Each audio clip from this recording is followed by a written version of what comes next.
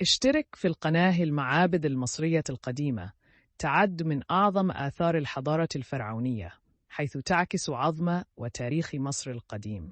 تعتبر معابد مثل الكرنك والأقصر وأبو سمبل من أهم المواقع السياحية في مصر اليوم، وقد كانت في السابق مراكز دينية هامة، حيث كان المصريون القدماء يعبدون آلهتهم ويقيمون الطقوس والاحتفالات الدينية. يتميز معبد الكرنك بمجمعه الضخم من المعابد والأعمدة التي تجسد القوة والعبقرية الهندسية، بينما يعد معبد أبو سمبل تحفة فنية نحتت في الصخور تكريماً للملك رمسيس الثاني وزوجته الملكة نفرتاري.